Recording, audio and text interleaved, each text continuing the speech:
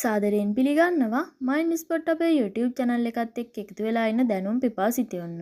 ඔන්න අද අපි කතා කරන්න යන්නේ ටෝඩ් නැමැති දේශයකින් ආපු අద్භූත මිනිසෙක් ගැන.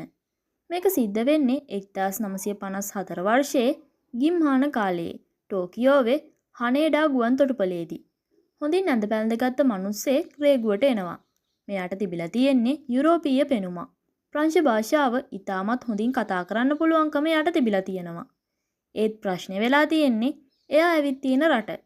එයා කවදාවත් කිසිම කෙනෙක් අහලා තිබුණු නැති ටෝඩ් නම් රටක විදේශ ගමන් පළපත්‍රයක් අරගෙන තමයි ඇවිත් තිබිලා තියෙන්නේ.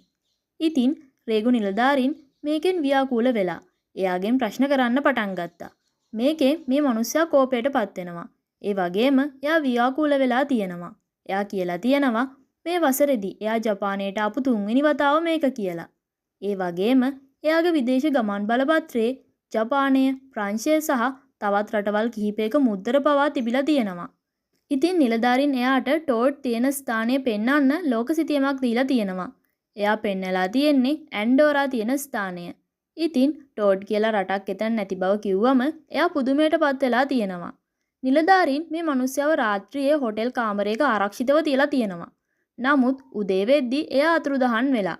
එයාගේ ලේඛන සහ විදේශ ගමන් බලපත්‍රය පවා අතුරුදහන් වෙලා තියෙනවා. ඒ වගේම එයා අතුරුදහන් වුණු විදිය ගැන කිසිම සලකුණක් හම්බෙලා නැහැ. ඉතින් මෙයා කවුරු වෙන්න ඇතිද? කාල සංචාරකයෙක්ද? එහෙමත් නැත්නම් සමාන්තර විශ්වයකින් ආපු කෙනෙක්වත්ද? අද දක්වාම මේ ටෝඩ් වල මිනිසා කියන්නේ නොවිසඳුණු අභිරහසක්.